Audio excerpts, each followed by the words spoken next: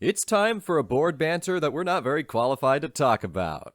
Welcome to the Tabletop Shop.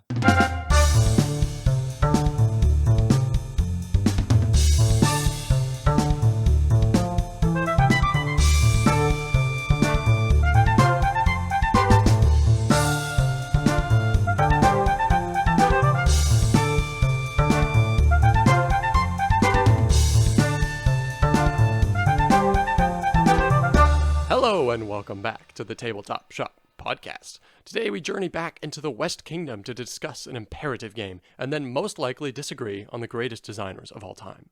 I'm one of your co-hosts, Nate Clark, and as always, seated across the country from me is your other co-host, Mr. Cody Pennington. Nate, in less than a week, we'll be seated across a table from each other. But we're not going to record a podcast then, because that'd be a waste of time. We could just leave it running for like 7 hours while we just play a bunch of games. It'd be pretty fun. We could live stream it. How about that? We could live stream. We'll have one person tune in. No. No one will tune in, Cody. Okay. Not a chance. Nate, do you have some sort of cool, interesting, compelling, mind-boggling question for me? This one might be interesting. I don't know. We'll see. Okay. Intro question, Cody. In your mind, what are some of the hallmarks of a bad rulebook? What constitutes a bad rulebook? Ooh. Yeah. Like if you can definitively say this rulebook is bad or bad things about this rulebook are what? Okay. Typos. I mean, typos is an easy one. True. It's hard to avoid that. I do remember one, I think it was Neotopia. The rulebook was like poorly translated, so some of the stuff just didn't really make sense. And that was which is fine, you know, it's just rules for a board game. Yeah, exactly. Minutia. It just doesn't really matter. Or like Castles of Burgundy, where it's translated from German, right? Yeah. I think it's from German, and like one of the descriptions for one of the tiles actually in English is incorrect. Like I had to look up the German translation for it, like in a forum, to actually understand what the tile did. Anyway, that kind of thing, that can make for a bad rulebook. I also think organization is paramount. I don't like rulebooks that are like, so here's a 2-page thematic explanation or narrative of what's going on. And now, instead of telling you how to set up the game, please wait for another couple pages while we explain the general idea of how the game works. And now maybe we'll think about setting up. And then like 20 pages after that is like modified setup for like a 2-player game. So when it's just like I want setup to be like the first thing. Like get me going so that I know what I'm looking at. Everything's in context. Yeah. That's probably the main thing. Yeah, I feel like along the same line, I want 2-player variant, like player count specific variant rules, and including like solo stuff. I want very clearly kind of highlighted in some way. I don't want to have to try and, like, if I'm looking for the 2-player variant stuff, I don't want to have to try and search. It's like, okay, I want all the 2-player variant stuff in yellow boxes, right? So if I'm reading just the rules to learn how to play, I can skip over that and ignore it, and it's easy. And if I'm looking for the changes in a 2-player game, I can just find what I need, right? Instead of it just being kind of hidden in the text, you know, and you have to, like, really peruse it to see what's different. I'd even go so far as saying I wouldn't mind, I know this is an extra step, but having the solo rulebook be a separate rulebook. Because it can be a little bit confusing when you get, like, you feel like you have a third of the rulebook left, and then suddenly it's like, here's the solo rules. I'm like, no, I don't want that. And then at the very last page is like a reference thing for the rest of the game, so you always have to skip over the solo part. Yeah.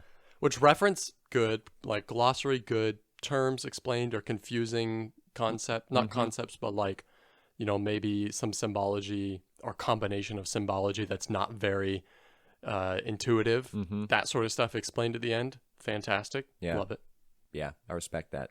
Alrighty. I feel like I usually make you start with plays, so I'm gonna take that upon myself this week. And let's talk briefly about Age of Innovation. This is the more or less Terra Mystica reprint from just a few years ago, I think. And I was pretty excited about it because I like Terra Mystica a lot. And this one seemed like there was more variability. Like Terra Mystica has like preset player factions, whereas Age of Innovation has like, you have player factions and then their special abilities, and they could be mixed and matched instead of being predetermined. So I was like, okay, that seems really cool. And then it adds in another resource too that you can do stuff with. So I was pretty excited. And I wouldn't say I was let down by it, but like it delivered on all those areas. And what I realized is that I actually like the prescribed factions in Terra Mystica because they're just tuned so well.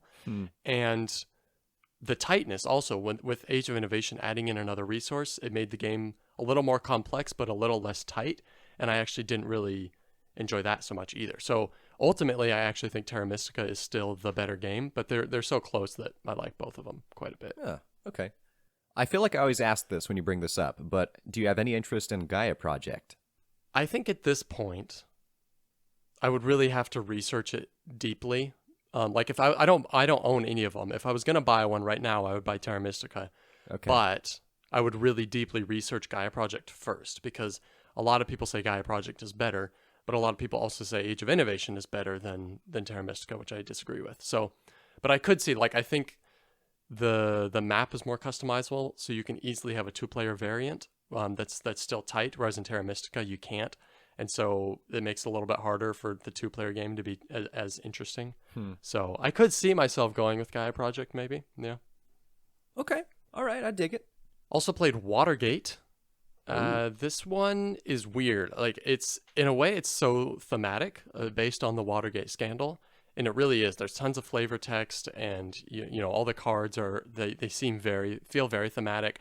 And the player board is this kind of evidence board with all the red strings, you know, and pins and all that kind of stuff and pictures. Cool. It looks honestly pretty good in my opinion. Is Forrest Gump in it?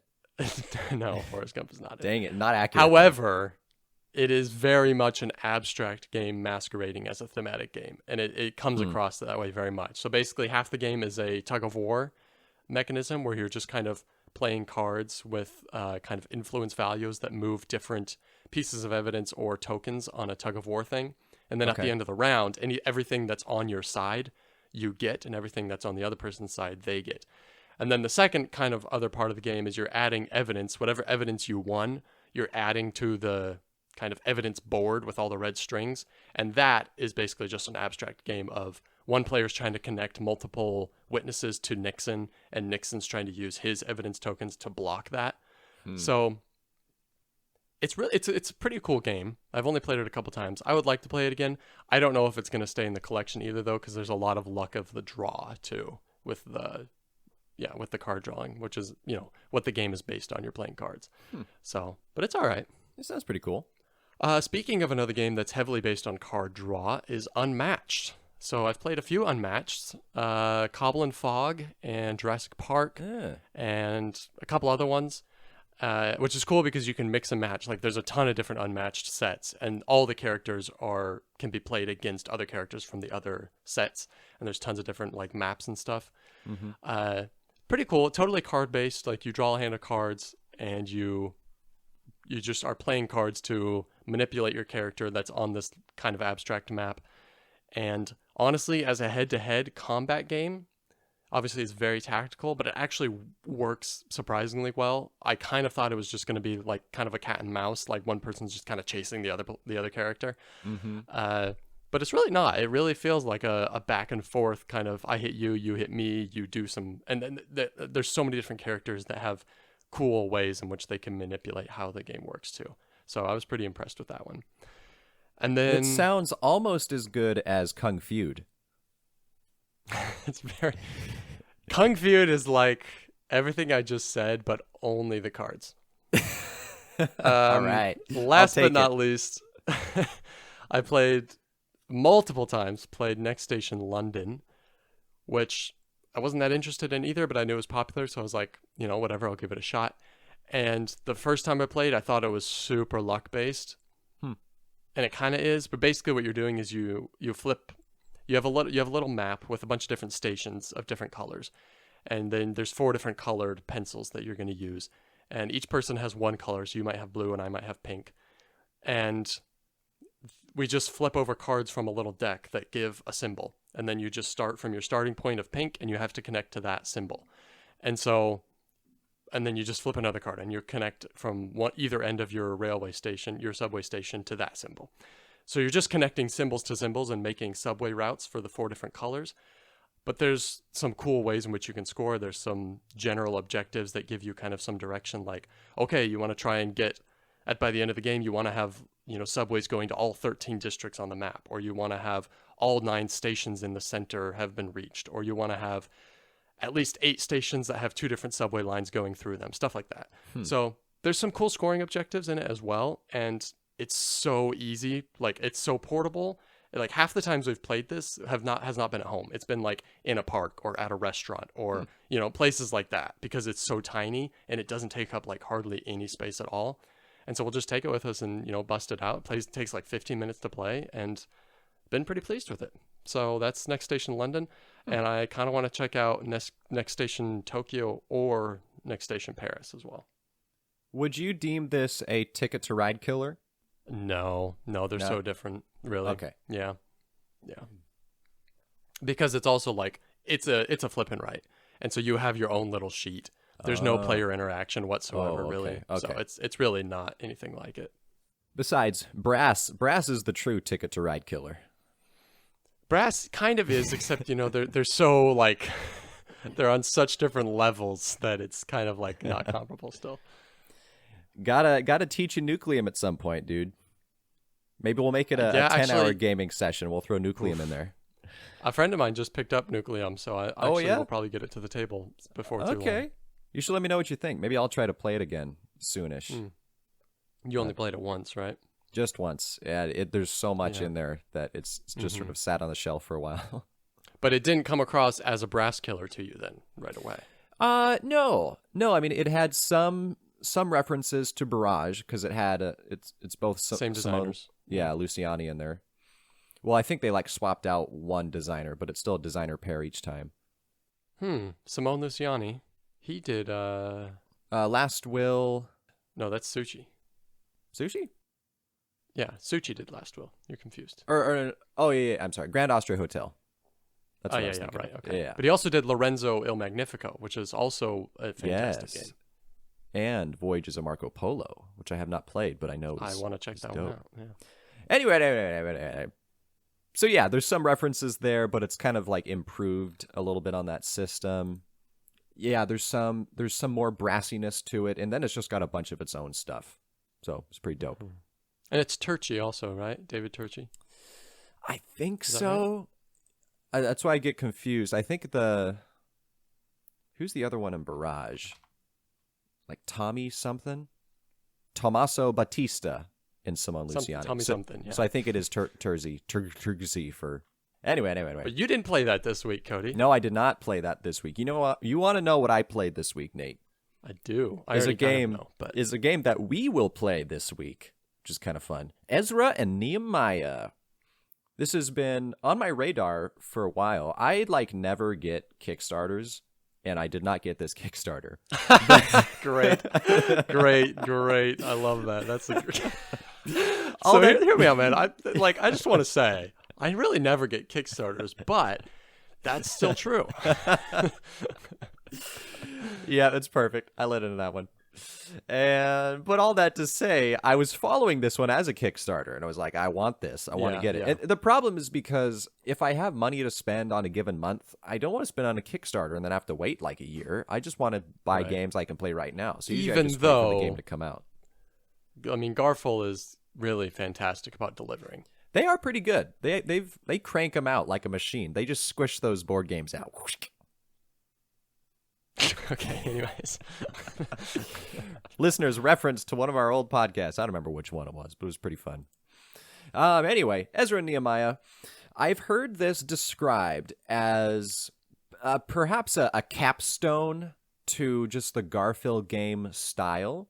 And it could be considered that. I think it was like the 3-minute reviews guys kind of said that there's nothing new here and that it's just elements of paladins and architects and viscounts.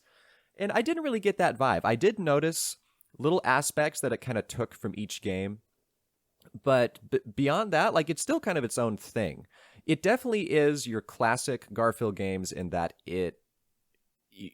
anything you do impacts 20 other things, and so there's a whole bunch of mini games around the board and on your own board that you're kind of working with trying to optimize. But I mean, Isn't that any complex Euro for the most part? Not everything, but a lot of them these days. It's kind of Probably. like just mechanism salad.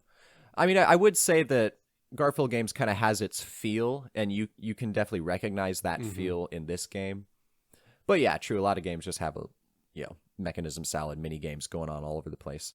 But yeah, I'm trying to think of some of the notable things that stick out for this one. You do have like these randomized development tiles that are personal to your own little board that you can flip over. They're not particularly different from other people's tiles, but you can choose if you want to go certain routes to try to flip them over so that they become upgraded, and then you have a couple different little abilities. I did notice that you need a lot of stuff. So you need resources, you need coin, you need food to feed your people, because this is a feed your workers game. But I found that if you got stuck, and this kind of happened to Kirsten, where she had none of everything, and it feels like you need something from everything in order to do something. I don't really know how it happened, but I think we were a little distracted maybe. I was more focused because I like these games, but it was late. And anyway, she gets a pass. So I kind of helped her get out of it. But I noticed it only took like 2 turns to get out of the rut. You just have to get like a bit of a synergy from some of the cards in your hand. So it's a good game that doesn't let you just stay stuck. I'll say that. And yeah, I'm excited to play it with you. It is just a bunch of cool but complicated mini games that all interact with each other. So maybe you'll focus on. I don't want to spend too much time in all this. But the basic idea is there are 3 action genres that you play in the game. There's the red actions, the blue actions, and the gray actions. Every turn, you decide what color you're going to focus on. But within that color, there are multiple ways you can spend your action points. Kind of like Akrotiri, how you have like action points you can spend to do different things. It's sort of like that, except it's not just one thing. There's like 3 different varieties. And I thought that was quite fascinating to try to optimize. And that's all I'll say about that, Nate. Is that all you have? Yeah, that's the only one I played, but it's cool. Okay. Well, then, speaking of Garfield games, we better move on to our game of the week. Yeah.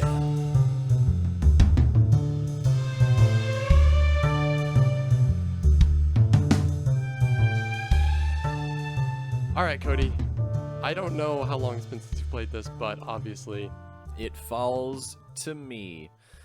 Well, let me just tell you, in prepping for talking about Viscounts of the West Kingdom, you forget like how much is involved in Viscounts. This is a very busy game, so it's going to be kind of hard to describe in short terms, like what goes on here. But basically, there's a little bit of deck building. You use your deck building to put out multiple cards that move along a track and slowly displace each other.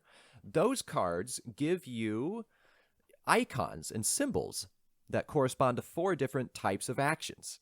And you can use those actions to do things. There's a castle in the middle where you're trying to get workers and get influence and power, and you get points and money and stuff. The thing is like every turn you do like 20 different things. That's the confusing part. I don't even know, I guess, what you'd call this game. Like what if there's even a core mechanism, because it is kind of a jumble of mechanisms. But deck building is for sure an aspect. It's not worker placement. There's a very strong rondel aspect. It's rondel, yeah, for sure. I guess that kind of is the main thing. So you're moving your little Viscount around the outside or the inside of the board. You can swap in and out, move along spaces. Or both. There is also a like virtue and corruption mechanism to the game, to where as you increase your virtue and your corruption, they're on opposite ends of a track, and eventually if you do enough of either of them, they will cross over each other, triggering like a chain of events that includes like 5 different things that that happen, but you'll get penalized or rewarded based off of where that clash happened, and then it resets. So that's another big thing. Your personal player board is kind of cool too, because you have these buildings on it that cover up ongoing abilities or ongoing icons, because the icons are an important part of the game that give you stronger actions later. So you're trying to build those buildings out onto the board, and for building those buildings, you get an immediate reward and then the ongoing ability. That's basically the game. I mean, that's the Clear thing. As like, mud, right? I can keep describing it, but then I just have to go into like all the specific details. So. And it's so I don't know. Like everything's so interconnected and a bit complex that it's Mhm. like you're not going to be able to give a verbal explanation that somebody's going to walk away from it and actually kind of Yeah. really understand what's going on. So, like if you've played it, and if Mhm. you haven't, I guess you'll understand more as we talk about what we like and don't like, right? This is like the nightmare game to where someone who's not a gamer, like you tell them you just played a game the other night and they're like, "Oh, like what's it about? Like what do you do?" And usually if they're not a gamer, even with normal games, you're like, "Well, Splendor, like I'm collecting gems and then I trade those gems to get cards and those cards have points and then so it's kind of confusing like you are screwed if you're trying to explain Viscounts." You're like, "Well, I'm a French dude on a horse." I mean, it's the same with paladins. It's like the theme is so not there as far as the mechanisms go that like you either can just explain the game to somebody based on the theme, but then there's really Yeah. nothing to say. Or you Exactly. can explain it Yeah. based on the mechanisms, but it's just going to be so confusing because there's no thematic way to explain it. Exactly. Yeah, you just Yeah. have to experience it, which is pretty fun. Alrighty, well, something that I liked a lot about this is probably one of the most satisfying parts of this game. Not the most satisfying, because we both know what that is, and we'll get to it later. Mm-hmm. But one of the more satisfying parts of this game is getting buildings off of your mat because they unlock symbols for you. And those symbols are basically a currency or a resource, I guess you could say. And they're really important. And getting a free one, like every time you do an action, is fantastic. You're not going to get very many buildings off your board. I mean, it's been a long time since I've played, but you might get 3, 4, 5 off your board, but probably not much more than that. And so anytime you do, there's other things you can unlock, but unlocking those symbols I found is something that's really very rewarding to do and very like positive encouragement, right? Yeah. Yeah, I like that. I like that there's a decision that has to be made too on which building you're going to put out. Not only between those icons, but you're if you choose an icon, you're also losing the opportunity to unlock a different, more like generic ongoing ability. Like I think there's one that like increases your hand size, which can be kind of important. One that like changes how fast your little guy can move around the board, which can be helpful sometimes. That could save you coin in the long run. It is really cool because it gives you an opportunity every time you play the game to be like, all right, I'm going to focus more on whatever manuscripts. And so I'm going to try and get this building and that building off as soon as possible. Every time you approach it, you can really do something different. Yeah. Yeah, there is a lot of replay value in this for sure because there's so many different avenues. Well, my first point then sort of is along those lines, but just the fact that there's so much to think about. Yeah, I guess the replay value, but your turns just have so many implications attached to them. Like every decision you make is going to have like a dozen different consequences. And so it can be a little dangerous if you're prone to analysis paralysis, but if you don't care and you just want to have fun, it's a very satisfying like web to try to navigate of all these choices and the results. And yeah, I dig it. I dig it. That's my first point, is just that I dig it. This was the first Rondell game I ever played, and I've played a handful more now, but it's still, I love the Rondell system in this, that there are, like you mentioned, the outside actions and the inside actions, and you can go back and forth between the outside and the inside while you're moving. And the way that movement is determined is by the card that you play, which has other implications, like you've already been saying. It's like the card that you play determines your speed, but it also determines a handful of other things as well. And so it's this mechanism of like, okay, where do I want to get to on the board? So what number do I want to use? I think, if I remember correctly, you can also like pay to move further than what the card lets you. Yeah, so you you have can some pay flexibility there. But just that interaction between what's going on the board and what you're doing with your little aging mechanism, I would say, because like you play a card, but then the next time you play a card, that one just slides over and it's like kind of still relevant, and then it slides over and then it falls off and then it goes back into your, so it's like a whole kind of revolving thing there as well with the cards. I'm going to coin that the river effect. River effect. Yeah, because you kind of I just call it the fall off mechanism. Fall off. I mean, rivers like have with fall off. Those are called waterfalls. It's a waterfall mechanism. All right. Yeah, I like yeah. it. Perfect. All right. Well, my number 2 is I like the icon system that makes your different types of actions powerful or less powerful. That in and of itself is another system that you're trying to work with. And Ezra Nehemiah, actually, that's kind of one of the things it references where I was talking about those different types of actions. It functions a little bit differently. But in this case, there's like the construction ones, and then the trading icons, the scribe. Crosses. Yeah, and I forget what like the fourth one was, some sort of influence or something. But yeah, it operates within that waterfall mechanism to where you're putting up to 3 cards on your board. And let's say you really want to go in like on construction. You want to get a bunch of buildings out, because the more buildings you get out, not only do you get abilities, but you also get points for them at the end of the game based off of like how many of each type you got out.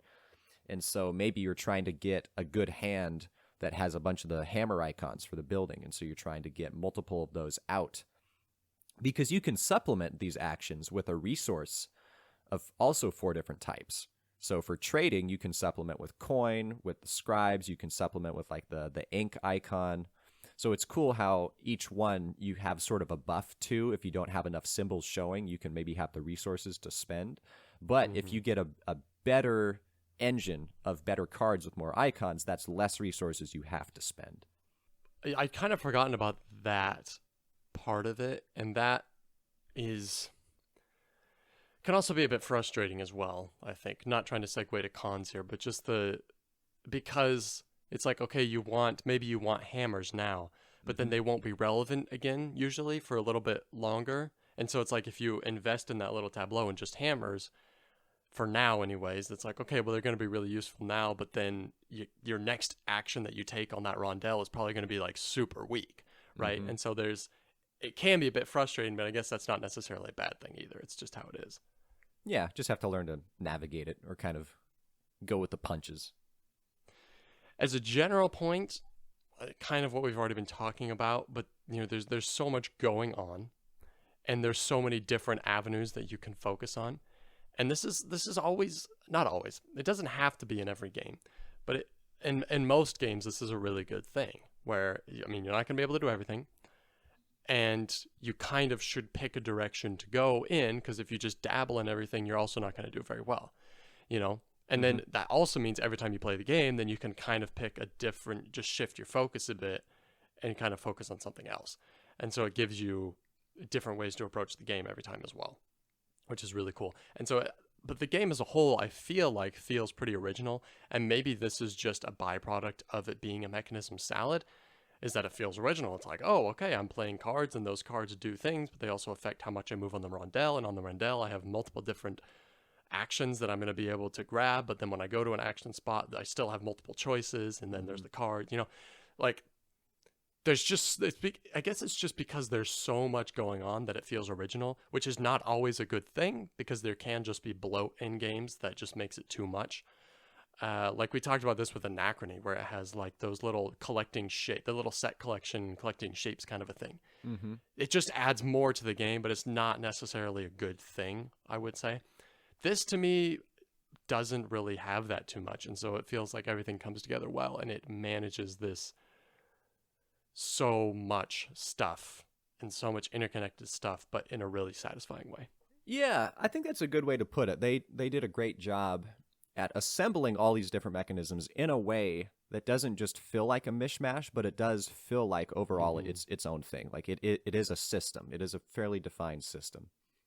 Yes. Yeah. One aspect within that system that I also like is the deck building. So the deck building is not in and of itself a super strong part of the game, because you might add 4 or 5 cards to your hand over the course of the game. It's been a while since I played, so it's I can barely call it deck building, honestly. I kinda, but Dune Imperium's kind of like that. Like, I guess you definitely do get more cards in Dune Imperium, but it's not like a pure deck builder. It interacts with the rest of the game to do something. But within that, the cards that you play, there's the deck building aspect, but then again, how we talked about, you have to decide how to put them out and in what order for that waterfall effect. And then those cards will also affect your character's movement. It's very multifaceted. Multifaceted in the sense that any Garfield games has one thing that affects a whole bunch of different things. That it's the same way. But I like how the character cards that you're trying to get, they're out in the middle of the board, so you can try to hire them based off of where you've moved your horse guy around. But you can also pay a dismissal cost to activate a quick little ability or use their symbol. So that's kind of cool too. Multi-use cards, yeah. Yeah, exactly. At that point, I guess it's not as much a part of the deck building as it is just the cards themselves. But yeah. Right. It's pretty cool. Everything else I have to say is neutral, so... All right. I guess I had a couple other points, but it kind of just ties in with everything else. We already sort of talked about the circular board and how it defines your actions for the turn and how you can navigate it. So that's cool. I like the castle in the middle. It's almost a gimmick structurally, like as a physical component, but it still works and it looks cool. It gives the game a presence that other games may not have. Mm-hmm. Yeah. So I like that. I'm good with neutral or dislikes now. Well, let's go to neutral then, because that is one neutral point. Is the center castle tiered mechanism by which you can place little not meeples. Oh, sorry, Hans McGluck will cut that. Oh no! Oh yeah, dude, you're gonna get sued, man. Little workers. Has that been trademarked yet? Are we good? Okay. You place little Can workers. Can we call them wood pieces? I'm sure they have a name in the whatever thematically they are, but you put little guys. I think they're workers. In like the bottom section of this 3-tiered mechanism, and then there's 4 different, I think 4 or 3 or 4 different sections even within that.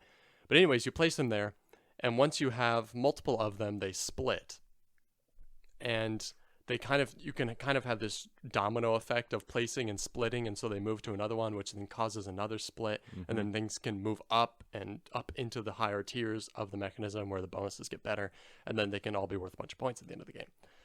It's extremely satisfying. Like it is, this is what I was referencing earlier. This is the most satisfying part of the game. However, from the times we've played it, we've more or less determined that it is overpowered. Unless we're doing something wrong, it feels overpowered. And there might be a couple different ways to house rule that, but that makes it not, I can't quite put it into the positive section, because although it's very satisfying and it's really fun to mess around with and you get so many little bonuses, on the flip side, it's like, it's kind of hard to play this game and not, do that, right? Because once somebody starts doing it, it's like, well, everybody's got to jump in on it or else we're not going to stand a chance, is what it's felt like anyways. So there's that. And then also as a neutral point, the game is not terribly, kind of what you were saying towards the beginning, is that it's because it's so mechanism salady, there's not really any sort of theme, which generally doesn't really bother me too much, but also in this case, you really feel the gear. You can really see the gears. It's like there's no charade whatsoever. There's no facade. It's like you can just see all of the mechanisms on the board and how mechanically they interact with one another. And that's just how it is, like that doesn't bother me too much, but also it's a very obvious thing that like the theme is so thinly veiling just all these gears behind it, right? And there's just, they're not really shrouding it much. So yeah, I don't really have any neutral points, but I can jump into the dislikes if you want. My first dislike pertains to the castle. Indeed, it does seem like it's a bit broken. It's if someone goes for it, you do kind of have to try to prevent them or get neck and neck with them to try to not let them just steamroll the rest of the game. Although I am curious, I haven't played it enough times to just experiment, like let someone go all in on the castle and maybe you go all in on something else. Sure. Yeah. I'm trying to remember if other parts of the game are competitive, though. Maybe that one might be one of the main ones that is interactive. Depends on what you mean by competitive. Like, I think picking up the manuscripts, like there's stacks of manuscripts around the board, and I think they get maybe more expensive as they go. And so kind of the first people to grab them are going to get better deals. Yeah, I guess that's true. So there is still some interaction there. I feel like not quite as much as the castle, though. Yeah. So it is kind of a unique aspect. And I guess this is sort of a dislike, maybe closer to neutral. So maybe I lied about the neutrals, but it's a bit tedious to manage the castle later in the game.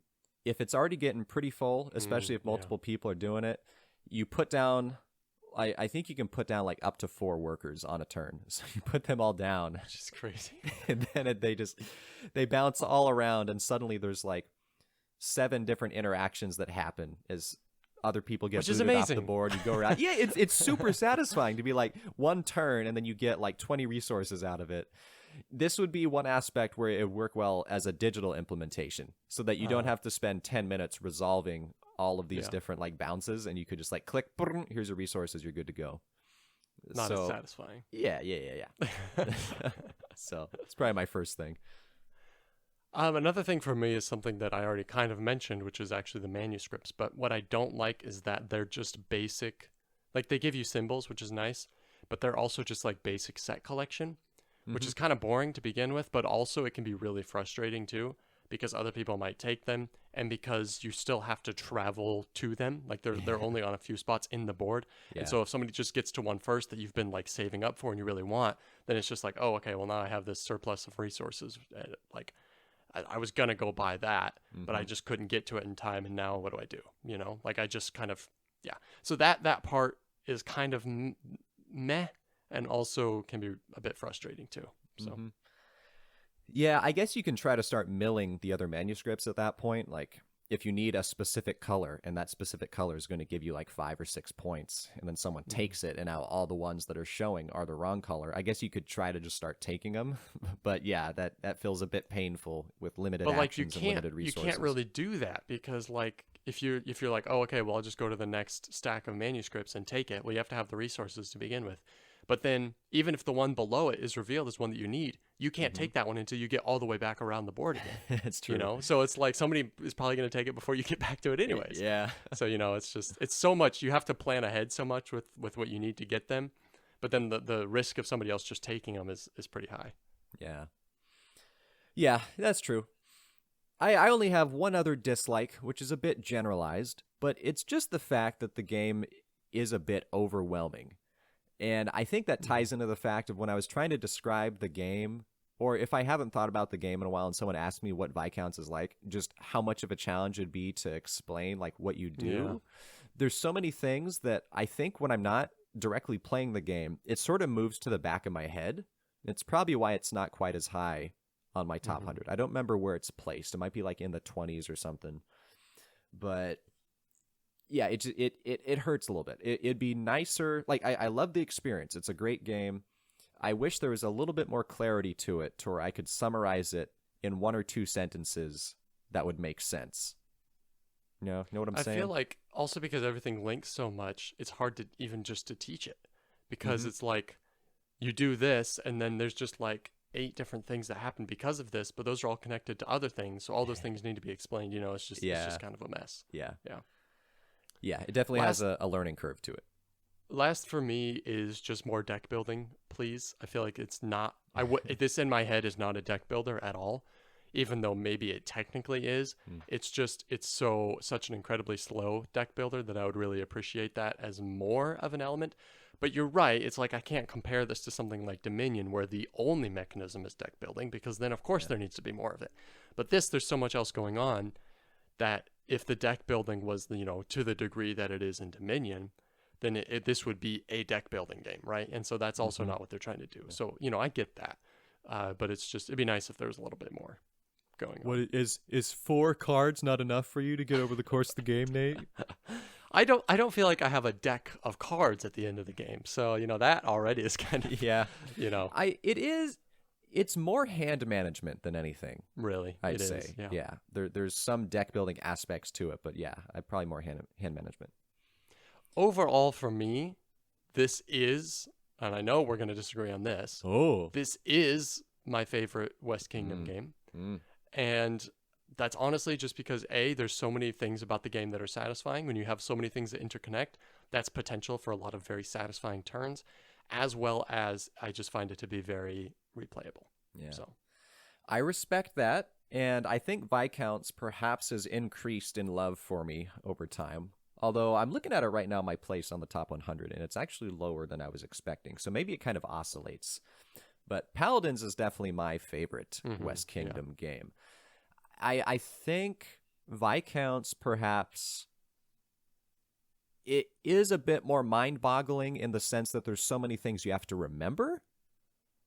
But in that sense, it feels a bit more like a chore, whereas Paladins feels a bit more like an actual challenge of your choices have more serious consequences. And there's still a bunch of things that impact everything else, but it's a little bit more in focus, and then those decisions become even more important. That's fair. Yep. But and that's not saying I dislike Viscounts. I still love Viscounts. For sure. Very good. Yeah.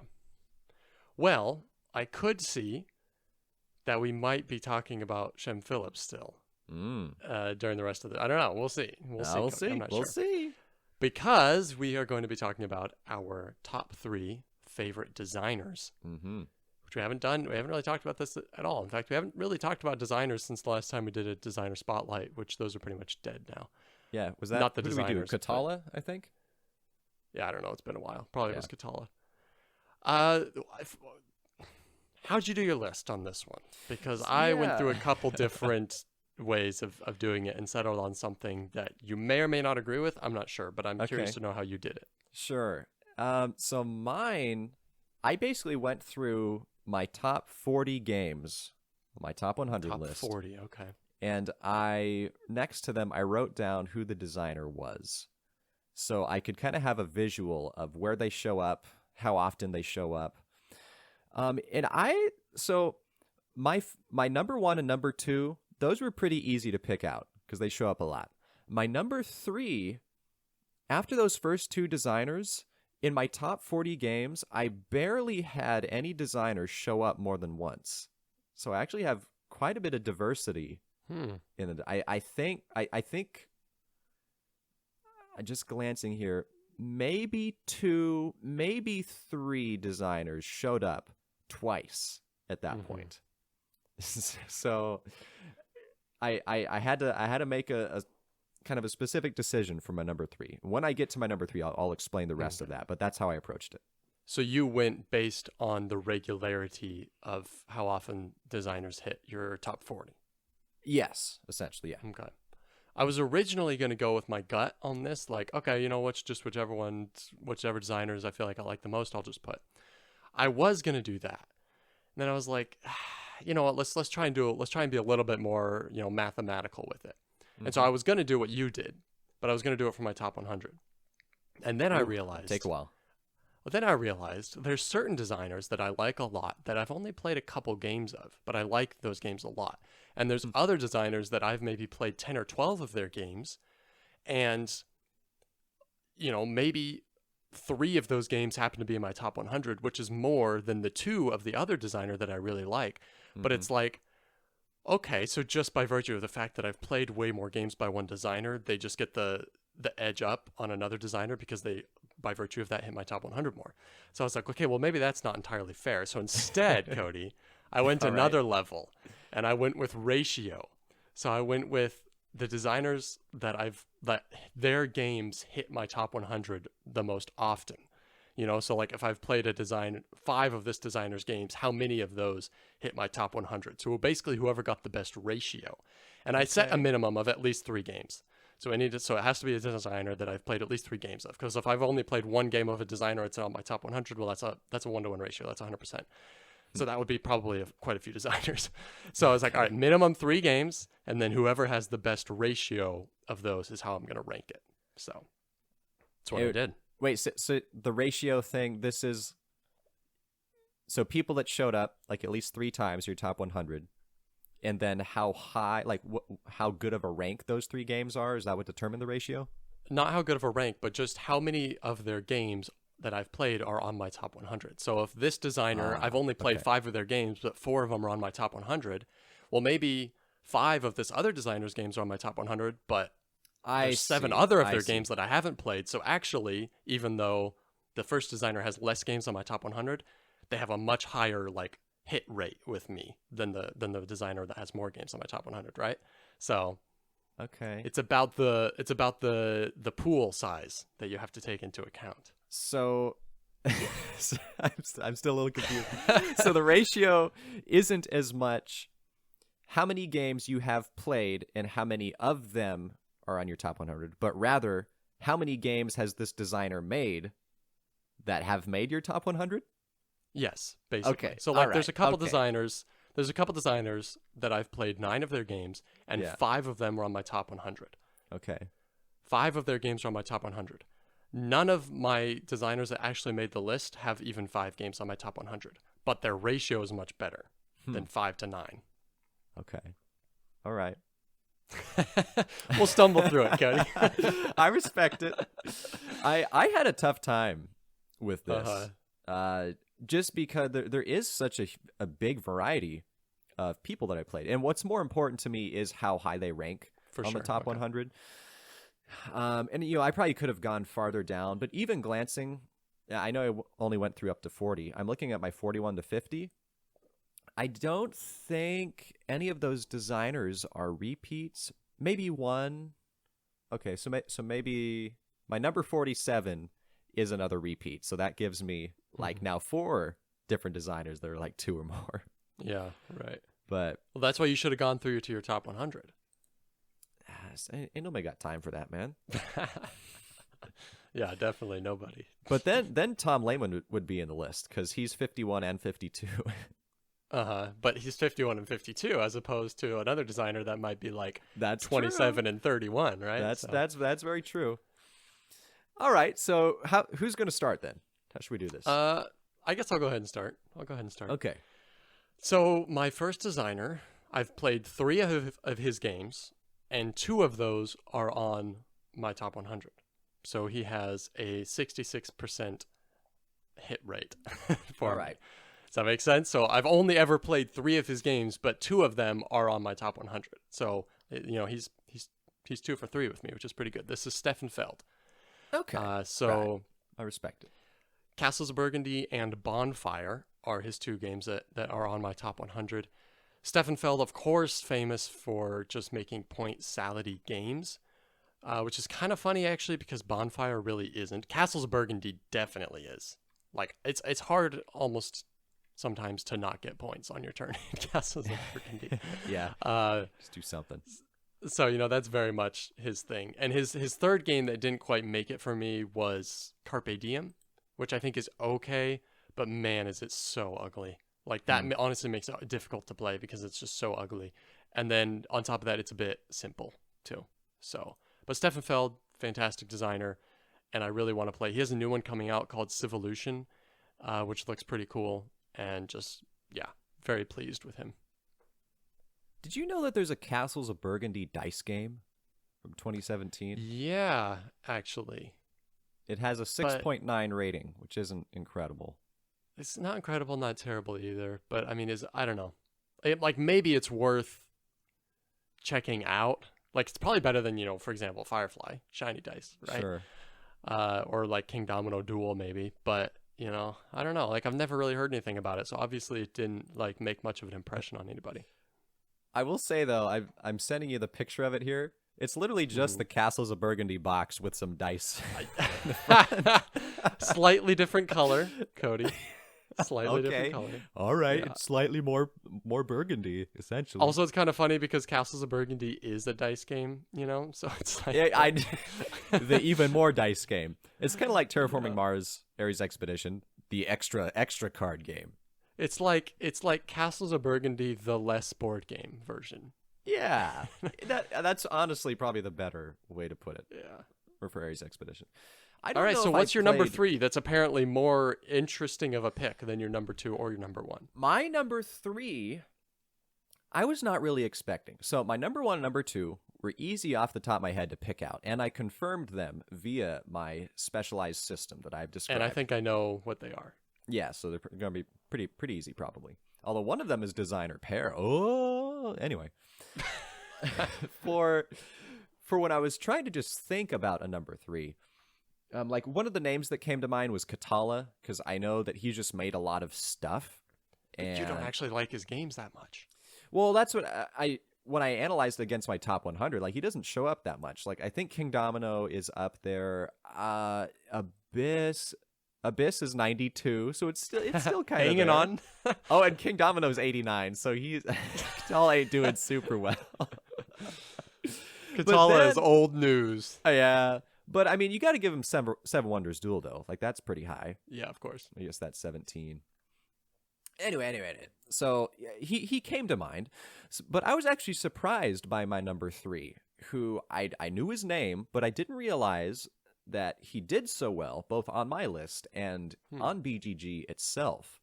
So I'm gonna come at you with Simone Luciani, who we just talked about earlier. Yeah, boy. Wow, dude. Okay. So he, between Nucleum and Barrage, are within my top 15 games. Mm-hmm. And then just looking at what else he's done, he did Grand Austria Hotel, which I you didn't like.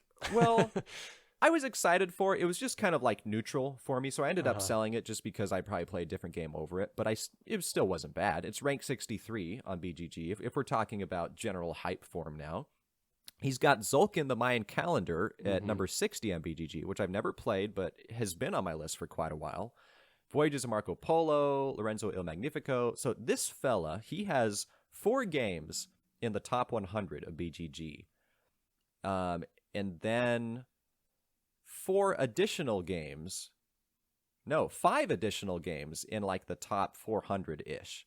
Like, I get that you're admiring his street cred, but this isn't the top 3 objectively best designers. Sure. This is personal. But this makes me more excited to play some of his other games. I feel like that's a good sign. And I already am excited, like, to try Zulkin. I didn't realize that Marco Polo was like so well reviewed, and now there's like a Marco Polo 2. Yeah, so, well, it's pretty old still, but yeah. Well, yeah, well, I guess they're just kind of old in my mind. But anyway, so I had to throw him in at number 3 because he did good, son. And so it's funny. Why. Simone Luciani, I've only played one of his games. I've only played Lorenzo. Ah, and okay. He almost, in a way, he kind of gets an honorable mention for this because I like Lorenzo so much. And just looking, like you said, at all of his other games, it's like all of these, are so highly regarded, and I want to play like most of them really badly. So I feel like he has the potential to be definitely one of my favorite designers, but he just can't qualify yet. And the thing is, like with Barrage and Nucleum, even though, again, I guess Grand Austria Hotel is in there, but between those two, they're compellingly different. Like they're a bit confusing to kind of learn. They've got some different aspects to them. I like how refreshingly different and cool they are. So it's probably why that just kind of increases the hype. Mm-hmm. So yeah. Okay, my number 2 also surprised me, actually. So I've only played 3 of this designer's games, but all 3 of them are on my top 100. Okay. This is Eric M. Lang, which it's funny because I don't really consider myself a Lang head like a lot of people do.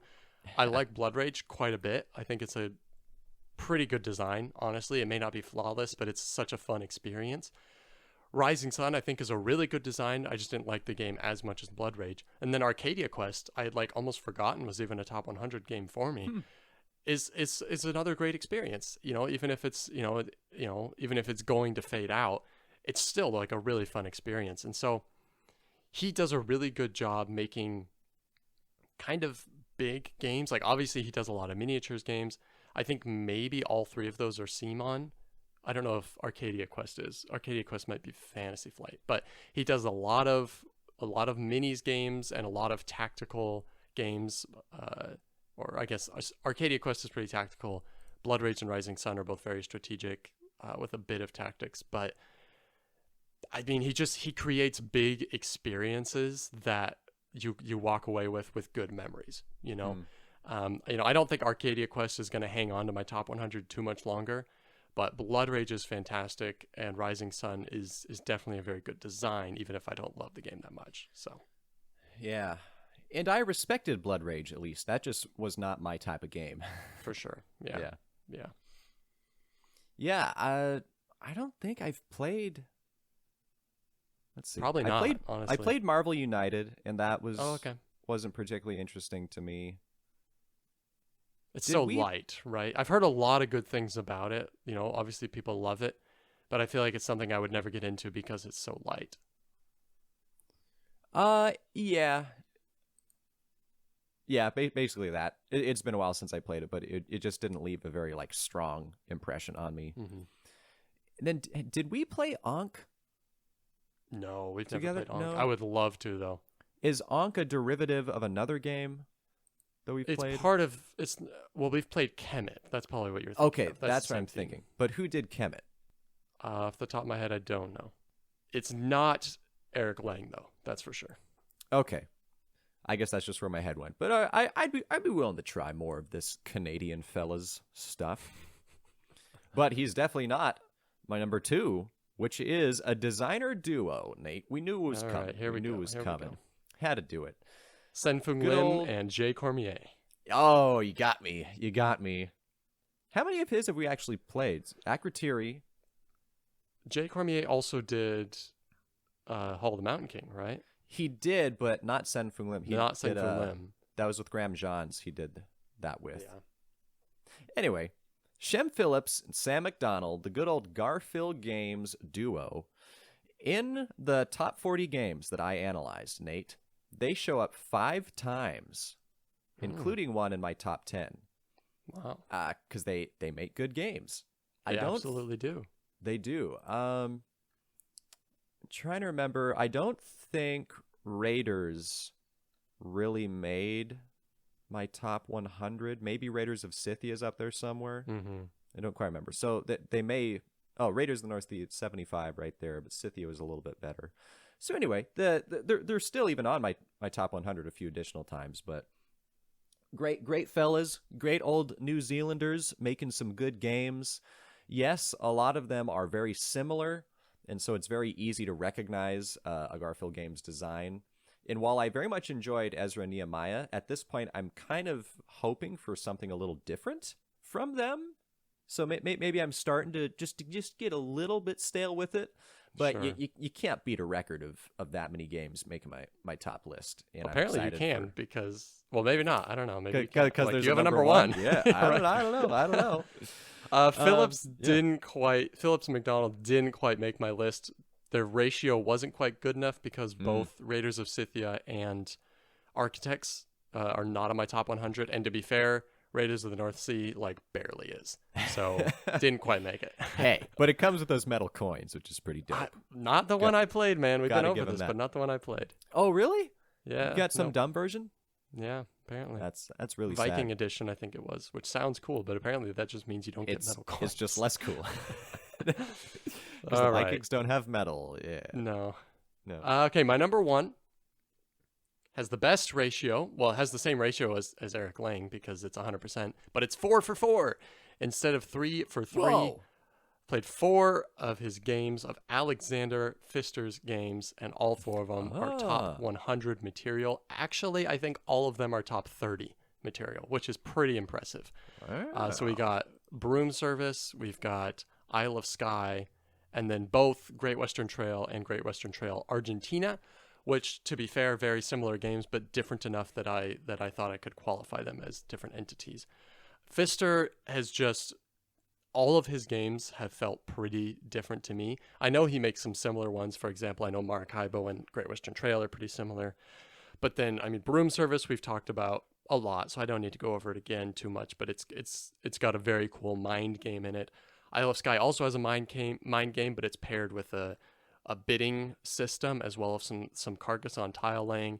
And then Great Western Trail just has a fantastic rondelle that evolves over the course of the game, as well as deck building and tight economy.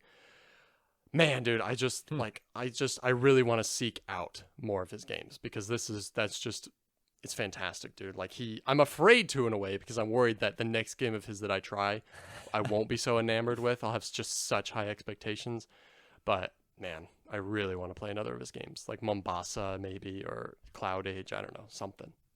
I don't think I've played a single one of his games, which is a little bit sad. It's so sad, man.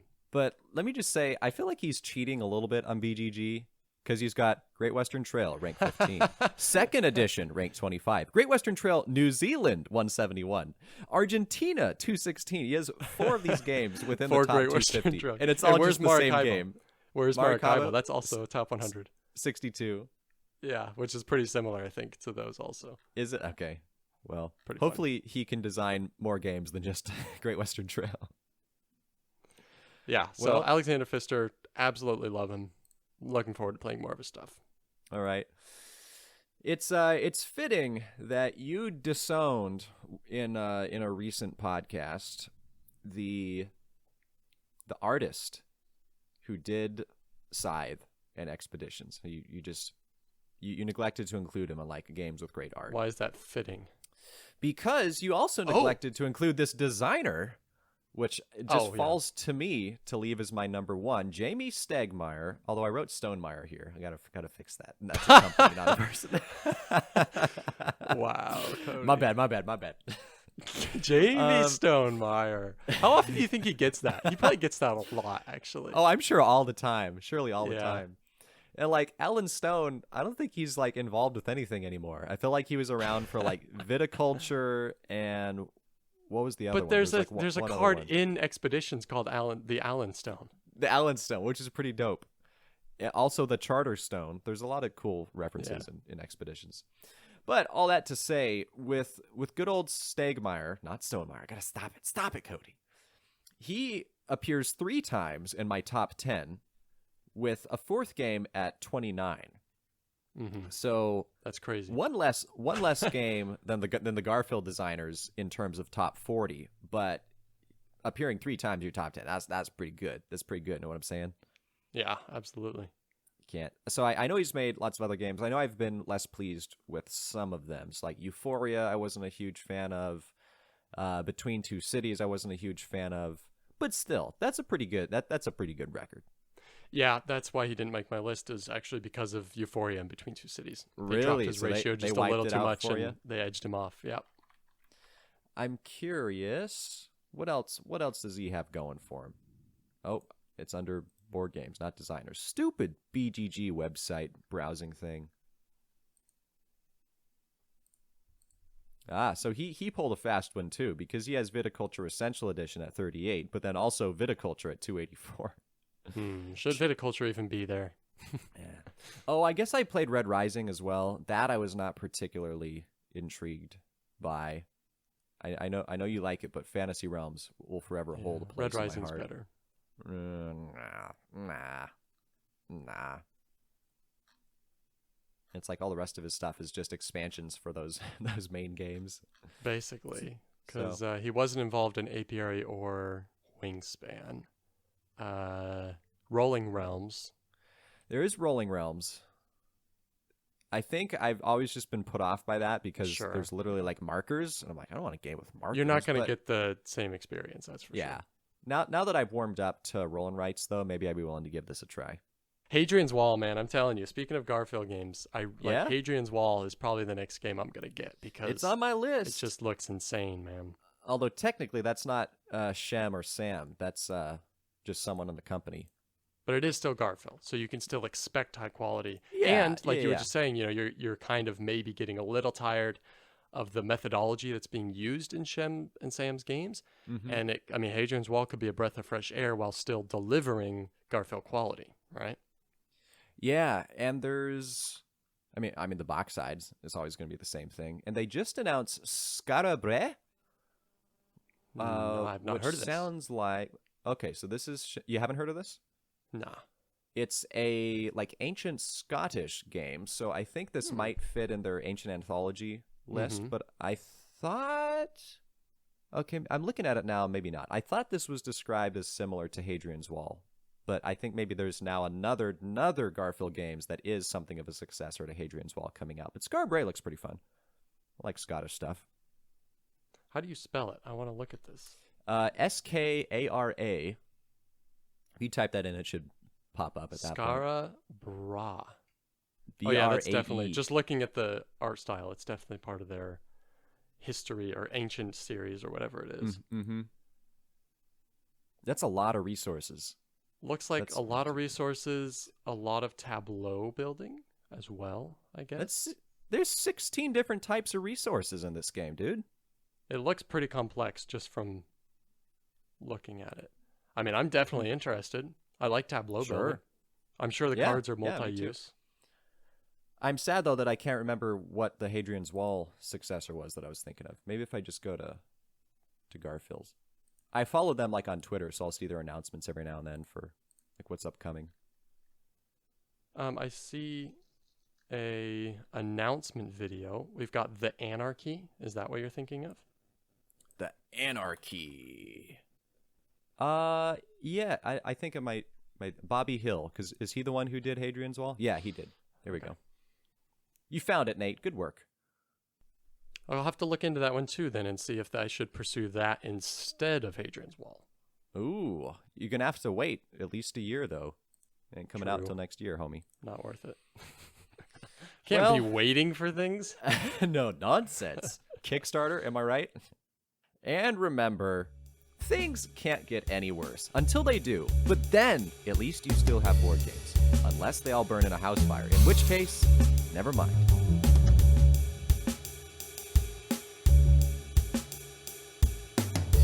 I would like to officially apologize to anybody who actually suffered the house fire and lost all their games. Although it's been like I've seen that before on Facebook, and a lot of people reach out and are like, "Hey, just shoot me a message or whatever, and I'll send you some games," which is kind of nice of people. And there is the Jack Vassell Memorial Fund that Tom Vassell runs, which is pretty cool. But I don't know if all I lost was board games, I wouldn't feel super great about. I also feel like it's a bit weird if somebody's like their entire house burned down and then they're like if that's what really pains them and that's what they're posting about. Okay. I don't want to step on any toes, but that feels like maybe a little bit of a misprioritization. Maybe just a little bit. This is an odd way to end the episode, but we can't do anything else.